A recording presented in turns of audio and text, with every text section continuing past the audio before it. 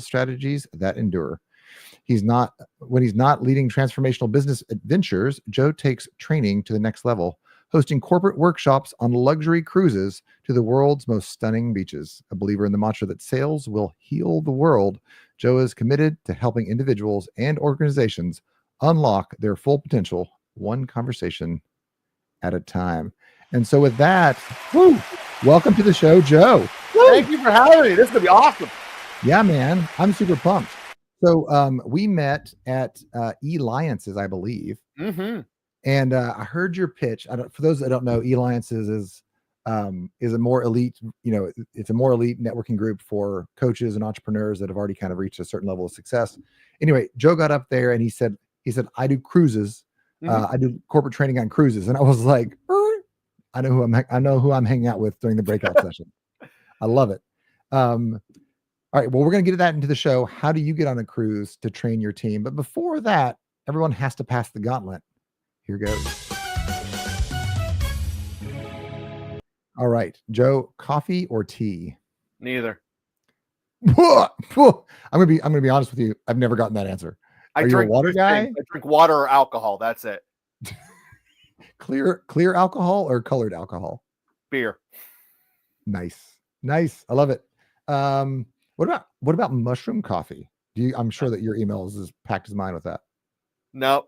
If it's black, it's Guinness. That's the only thing that's entering into me as far as liquid. All right. I'm a Guinness man myself. All right. I love it. Mountains or beaches? Beaches.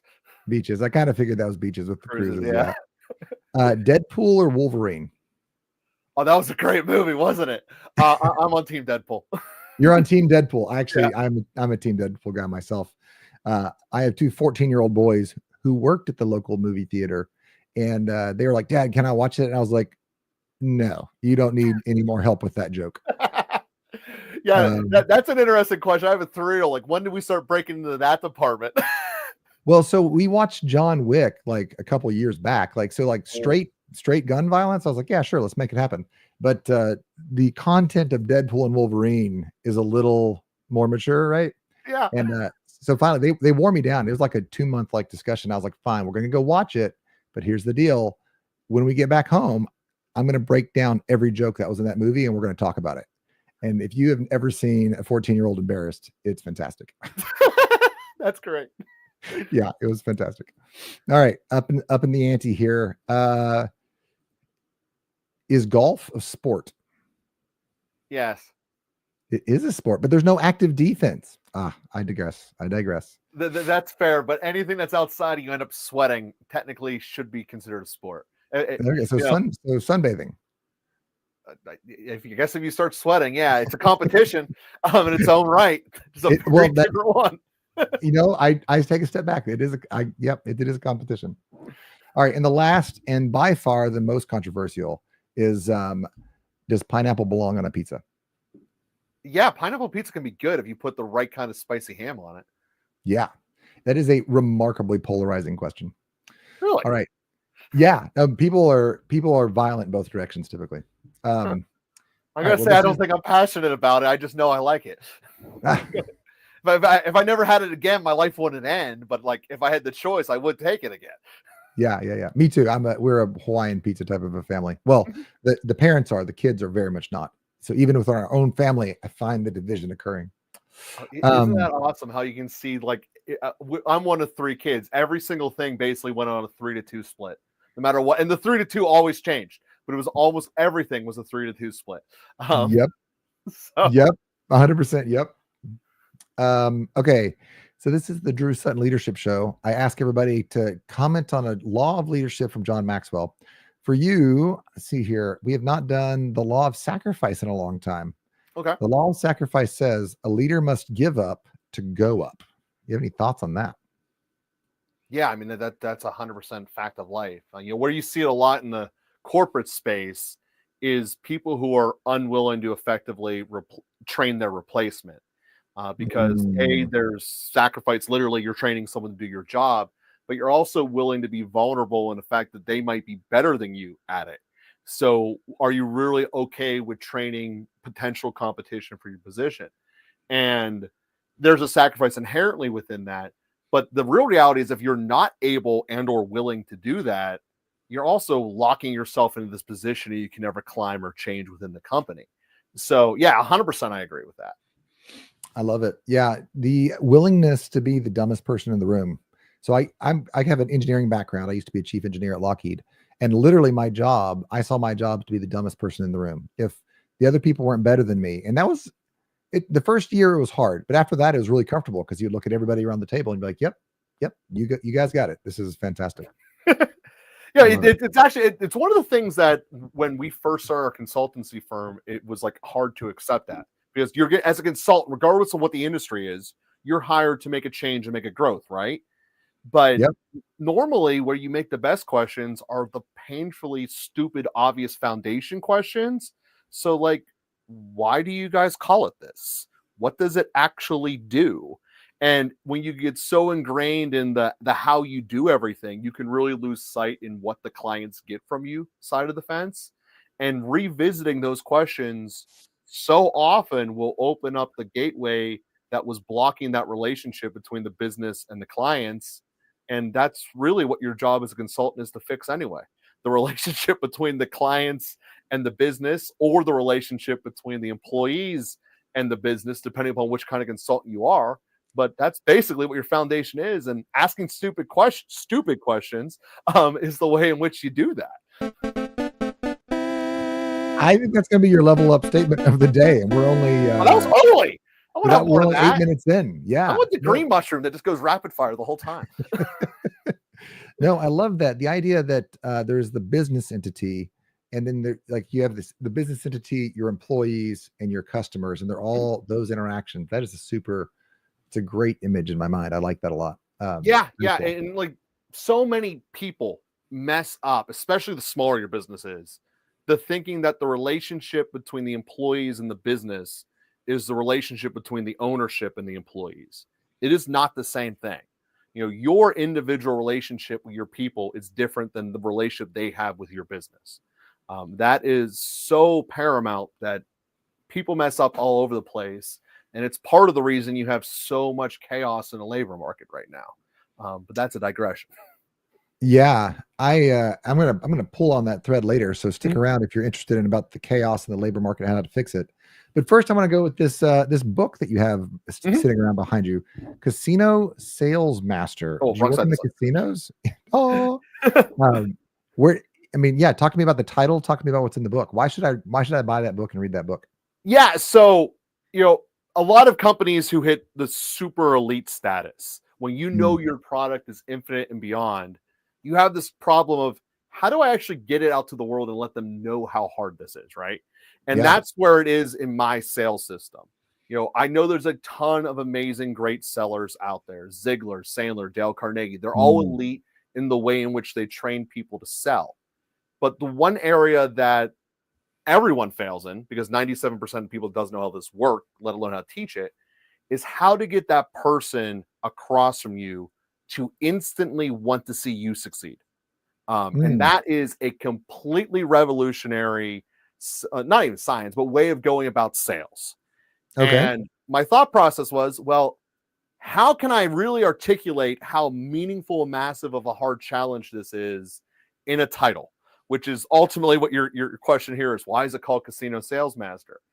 I was like, well, I could do something like exotic. I can sell the light bulbs on the Empire State Building, or like snorkeling down in the Great Barrier Reef, or something crazy.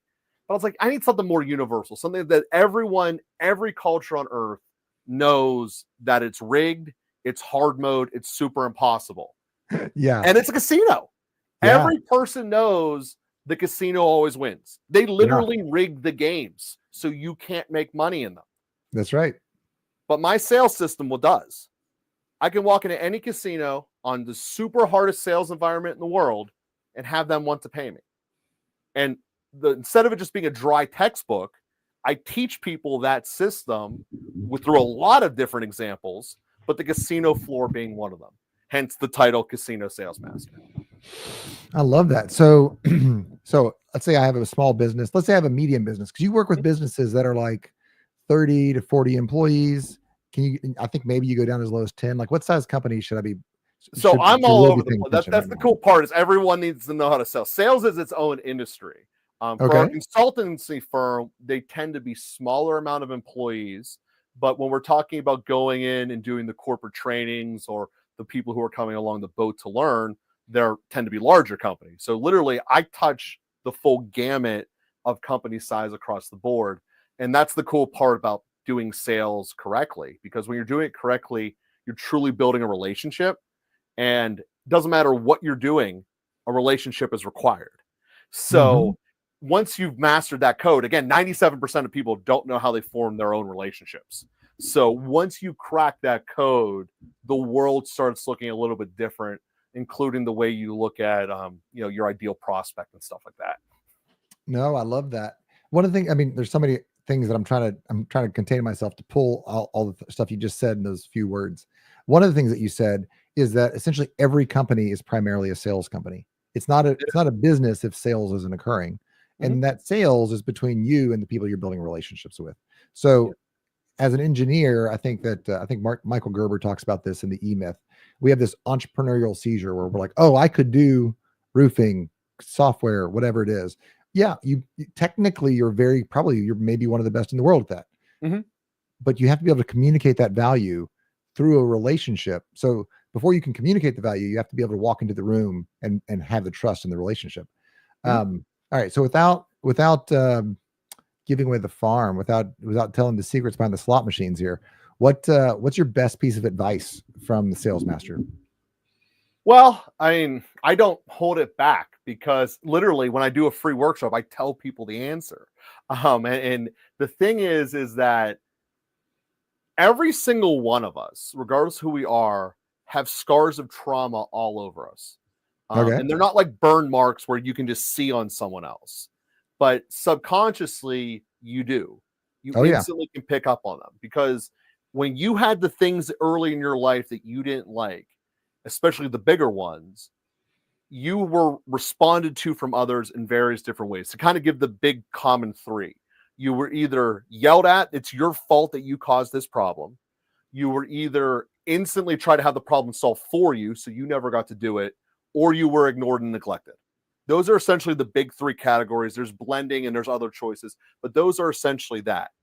So as a result, internally, you are always looking out for if someone's going to react like that, I want to push them away as a natural process. This is before you even add on the default setting, people lie to salespeople. That's its own. I literally give talks just on that. But you push away because you're seeing their trauma within you and how they're going to react to you, and you don't want to respond that way. I There love it. is no universality between people in that department. Some of us are more triggered by one thing or another. So there's no universality. What the true skill set is being able to remove your own scars. And just like you remove fat from working out, you put in a lot of time and effort and discipline. That's the regiment that we teach people both in the book and in the sales course on an ongoing basis, so that people will walk up to you, they'll stop lying to you, and they'll want to see you succeed. Because starting point, you've just removed the friction that every interaction has before we start. If you think about your life, and this is true to every single person watching, there's probably about 6-ish people that you will share anything with without reservation, without fear. And all 6 of those people went through your own internal process of getting them to be deemed worthy to you. Part of that is you making sure you're not going to get burnt, pushed away from what you've experienced in the past. If you can erase your indicators of why you're getting pushed away, you can accelerate through someone's process. And it's like, I don't know why, man. I just connected with that guy. It was just awesome. Well, Yep. this is part of how you do it. It's a science. It's a training module. It's continual. So that's not giving away the secret sauce. It's work. We teach people, and like I said, in our free seminars, I walk through 3 of the 7 drills we do in the seminars to start to teach people to it. So I don't believe in hiding what your secret sauce is. I let people know, I introduce it to them, and then they benefit from it. And then eventually they want to get the full blown experience rather than just a part of it. No, I love that. I love that. So, one of the things that I like most about that is I've heard so many sales cycles that are basically like, You need to profile the person that you're talking to. You need to figure out their words that they need to hear. And that's where we all kind of are like, I hate sales. But what you're saying is, right? What you're saying is a lot of the resistance that we're causing in this world is because of stuff that needs to be worked out of us, right? That's part of it. No, Yeah. that's part of that. That's half of it. The other half of it is kind of what you're going into, what I call the 1960s sales method of just using people to get your commission. You got to overcome both of them. There is no such thing as a universal sales script. Sure, there's processes you got to go through and an order that's more beneficial than other orders. Right. Not reinventing the wheel there. Again, all those other elite sales companies I mentioned before, they know it. They use different terminology for it, but they all basically say the same thing in how you go about doing that. But the key thing is you have to realize it's going to be a relationship. Everything is going to be a little bit different. And the reason this person is in front of you isn't because we think they're a visual or kinetic, because we think that they're in this personality type or that. No, they're in front of you because they have a problem and they believe you might be the solution. Now let's figure out if logistically that's the truth or not. When you approach sales in that different area, it's a completely different conversation. I love it. So what's it like when folks work with you? Like, tell me a story about, how fast you can help people kind of overcome this, or be at least, because it sounds like you have to do a certain amount of push-ups yourself.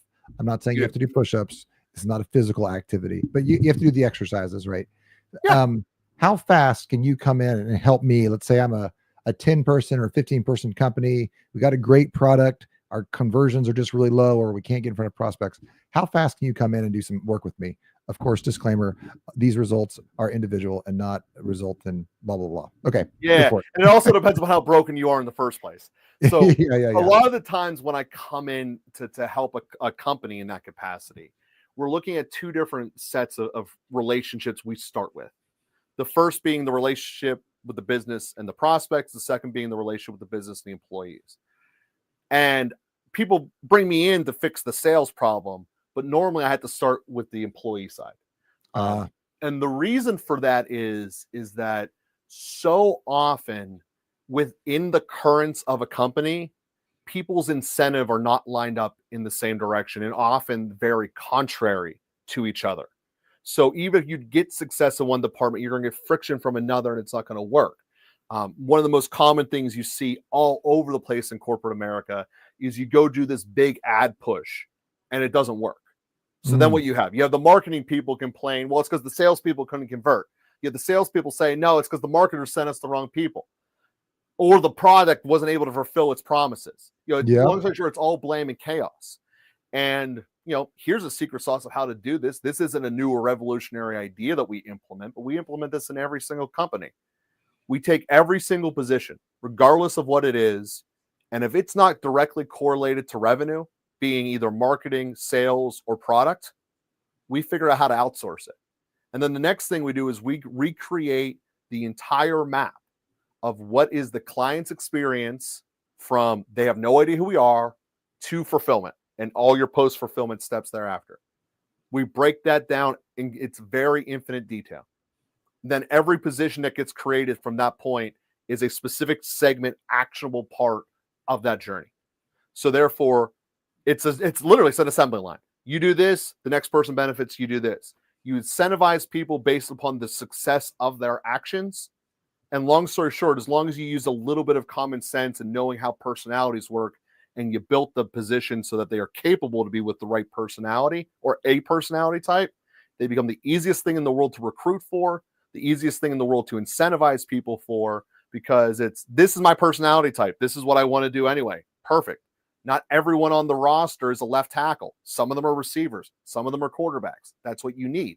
So therefore now, boom, everyone's incentive is to push the ball moving forward. Because I've now fixed that, now I know that everyone's on board for helping it. It's amazing that once you align the internal workings, how much easier the external workings. So in terms of if I'm just doing the external and the internal is broken, that's not normally going to be a good client relationship. I'm not saying you have to have everything lined up the same way I said, but the experiences can happen very quickly or not. It all depends on how receptive you are. But if we're talking about just an individual salesperson who says, I want to learn to become better at sales, we see that turnaround within 6 weeks of doing regular with the course easily. Most people stay a lot longer than that, but that's the starting point we're going to see it. And then in terms of a total business transformation, it's going to depend upon your size, but that's typically looking at a 24 to 36 month type of engagement. Yeah, that makes sense. So where do the cruises come into this? I think we all want to have some fun. I think we all look at our profit at the end of the year and we say, I'd rather not give this to Uncle Sam. I'd rather give it to my employees. I'd rather build my team if I was going to have to pay this tax burden. So why'd you start in cruises? And then how do you use cruises to hyper jump or to hyper speed the transformation process? Sure. So the cruises come into play for this. I have created 27 different businesses in my life. Woo. And getting that employee motivation part figured out is really, really hard. There's basically 20-ish different motivation factors someone can have. That's a human being thing, of which most of us are internally fluent with about 5 of them or so.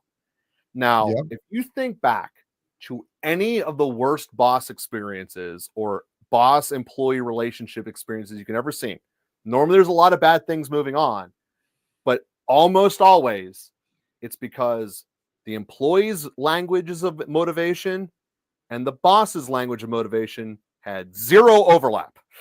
So they didn't know how to reach each other or connect with each other or whatever terminology you want. That's the fundamental starting point. So part of the reasons of creating the Elite Business Cruise is that they connect upon all 20 of them. So even if you have that client or employee that's hard to reach and hard to connect with, you put this carrot in front of them. Well, now they become the best employee ever. Now they do want to show up for meetings on time. Now they do want to buy in and do this extra stuff, because you look at all the different, I'll hit some of the big ones that people are really bad at in America in particular. Appreciation. Most people, you get appreciated the first time you learn how to do something. You learn 2 + 2 is 4. Good job, Billy. Yeah, we love you. You mess it up 3 years later in 2nd grade, you only get yelled at for it. Right. Everyone expects you to know it in algebra, but you never get appreciation for it again. But most positions in this country are you're doing the same thing you did last week. It might not be explicitly that verbatim, but basically it's what it is. So it becomes really easy and natural for appreciation to be lacking. By the way, it's free to give. You can do it all the time in any relationship in your life, but it's so incredibly powerful. So an Elite Business Cruise, obviously, not only am I appreciating you, we're bringing a +1 on board, which hits one of the other major motivational factors that businesses, quite frankly, now are afraid to attack, so they don't even try to, which is the personal side of your employee's life. It's a lot easier just to punt that problem and not let lawyers get involved. But if you try to neglect and ignore what's going on at home with your employees, you're just setting yourself up for failure. So we know that, you're asking your employees to put a certain amount of themselves into your business and to buy into your business. But if there's no one on their home side that recognizes why, it's like, I don't want you working there 80 hours a week. Go find somewhere else where you're not putting this much time, so you don't come home exhausted all the time. But if it's like, a couple times a year, they put us on a cruise for free. Yeah, you could go do that. Go have fun. And the amount of buy-in you get from your employees radically changes. And that's just 2 of the 20. This was built to solve that problem. The other thing is, it really attacks the cliffhanger you said in the beginning of this show, which is that the labor market's a mess. People are leaving businesses for less ever before, for really marginal changes. And if you give your employees this employee benefit of being on a cruise that has your +1, the all you can eat, the premium deluxe package, it really goes a long way. Not to mention, you're going to some of the best destinations in the world. And then what we do at Elite Business Cruises that makes us different than your run-of-the-mill cruise like Royal Caribbean or some of that is we put world-class trainers and speakers on it. So therefore, you get a tax deduction. That's awesome. But you know that your people are getting extra value from your employee benefit. It's not an employee benefit we hope they never use, like Medicare or like medical insurance. We hope that you actually use this and get the most out of it.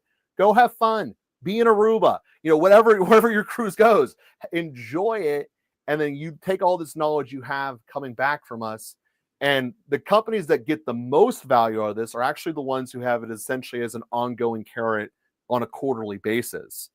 Hey, for this quarter, whoever sells the most, the top 40 people, you get to go. Or whichever team has the least amount of complaints about it. If you're in like building a SaaS product or something, the least amount of errors generated by those programmers, you guys get to go. Guess what? Your products become a lot better. Your revenue becomes a lot higher, and it's a win-win for everyone. And not to mention 4 times a year, you're on a boat. It's really good. No, I love that. So I grew up in corporate America. I did the defense contractor thing, so I'm very familiar with the multi-layers of leadership. The golden handcuffs have really tarnished. Because of my age and kind of where I came into the workforce, I've been about 2 years behind almost every removal of a benefit. So like, I remember the first time they sent me overseas. It used to be if you flew for the company, you always flew first class if it was over 8 hours or something like that. So then they took that away. So I had a 36-hour flight and I was like on the back row, like crammed in like this. It was not, and they're like, no, but we give you an extra day to get over jet lag. I'm like, that is not the same. No. And even like 401k benefits and pension benefits and like even the company Christmas party. Like I remember I moved to one company and everybody was like, you're gonna love the Christmas party this year. And I was like, cool, because it was always at this one guy's house, and he was a senior manager, and he just spent a lot of money, and everybody just had a great time. Anyway, he was like, well, the lawyers got involved and it's been a tight year, so we're just not going to do the party. Right. So like the leaders who grew up, they were at the bottom rung, they put in their time, but they also got all those benefits, and their 401k and their pension and all that stuff was taken.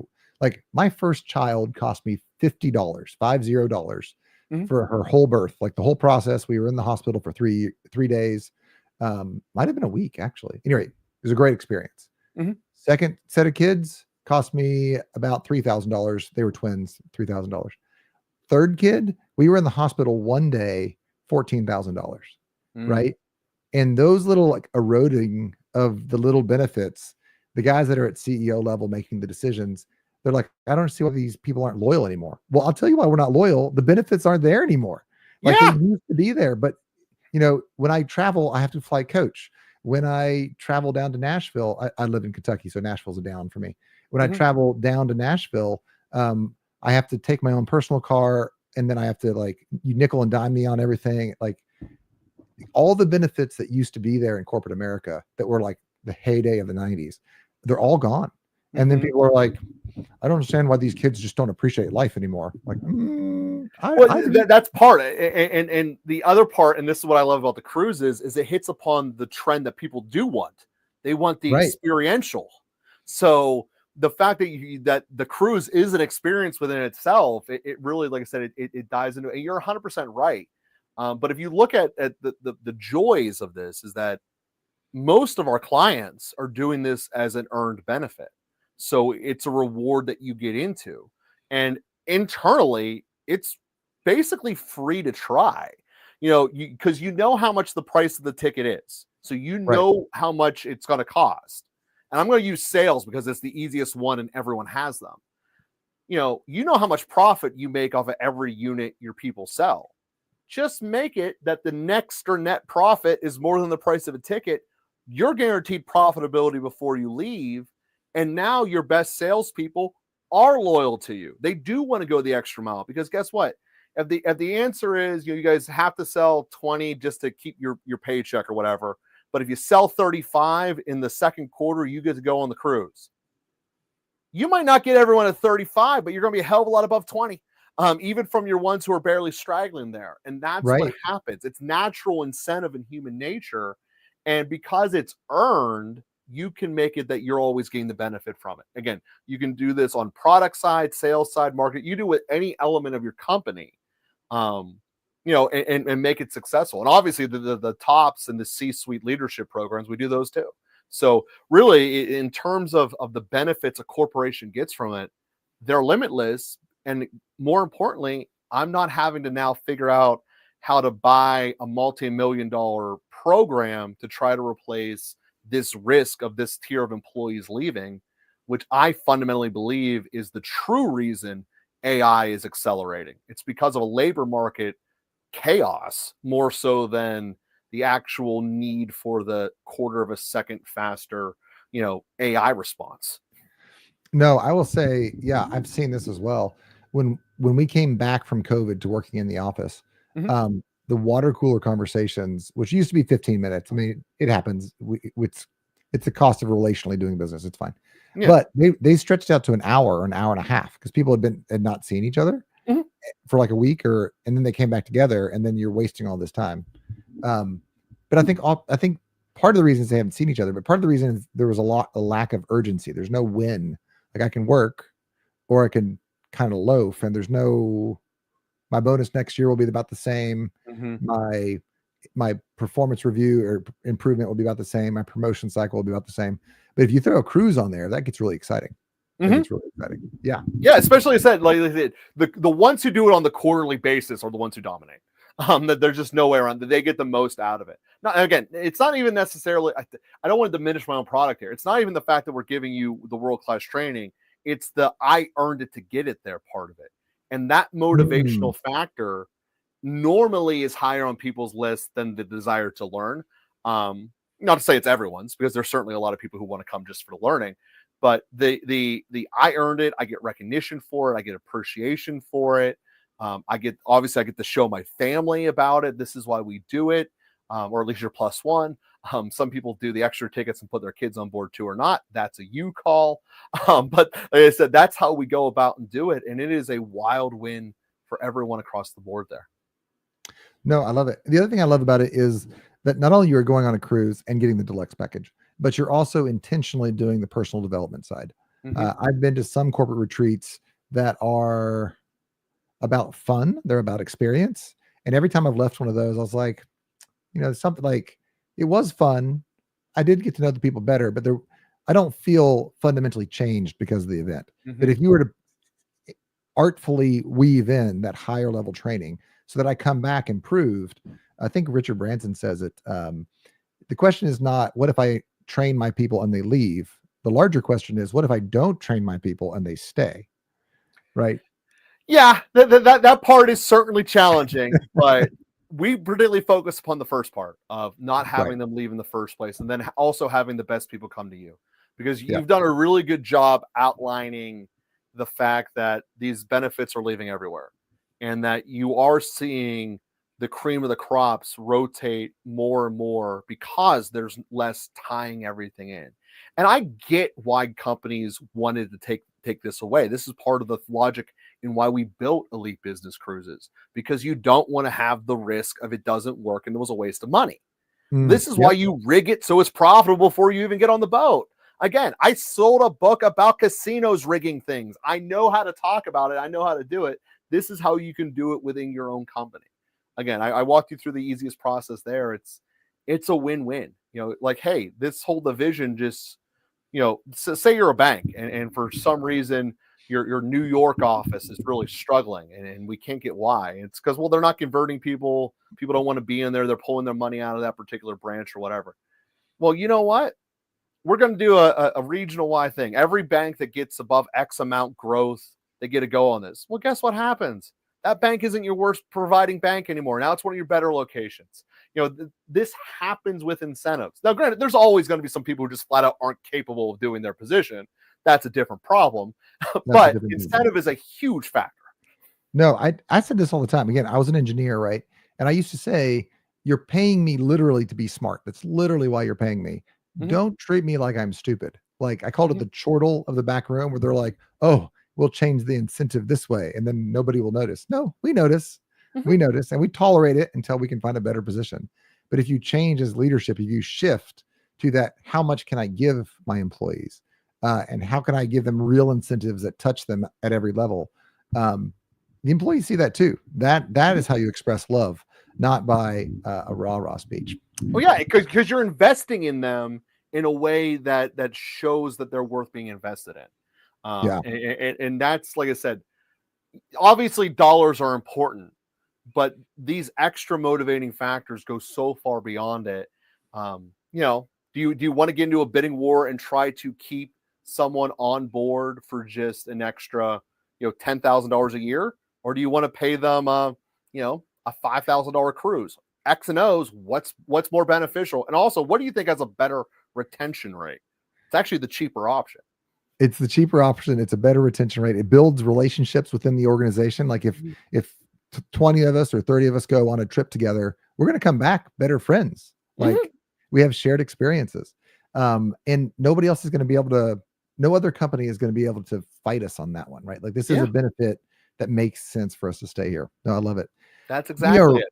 We are running out of time. I would love to keep talking about why this works and more of your systems. Sure. But I wanted to leave the audience. Hey, listen, you're on the Drew Sutton Leadership Show for a reason. Go reach out to Joe, find out how you can rig your incentive structure so that you can be a success. But don't listen to me. I'm going to give you the last 30 seconds here to close out the show. Is there anything you haven't said, or what do you want our audience to leave with here? I mean, man, I wrote a 9-hour book. There's a lot I can still say. But I guess I want to leave it with this is that every part of life is a relationship. And if you just kind of go through the motions without putting intentional thought into it and how to build your relations, both business-wise and personally, they're going to become adrift. But if you intentionally put thought process in how to do it and a regimented system to make sure that you do, your life expounds and grows so powerfully and in so many different directions. It's really literally unimaginable. And that is what we help teach people do every single day in the Casino Sales Master course. And you can find that at casinosalesmaster.win. It is a casino, so casinosalesmaster.win. casinosalesmaster.win. We will get that in the comments for you guys so you can find it. I'm going to put a finer edge on it. I'll be honest. I do this to you all. You need to do this. All right. If you have an organization that's 10 to 30 people, 50 people, 100 people, you're looking at the market and you're saying, I got to keep top talent. I got to keep software engineers. I got to keep AI data analysts. I got to keep managers that know what they're doing. I got to keep workers that can keep the customer happy. Yeah, that's your job. That is maybe your only job as a leader.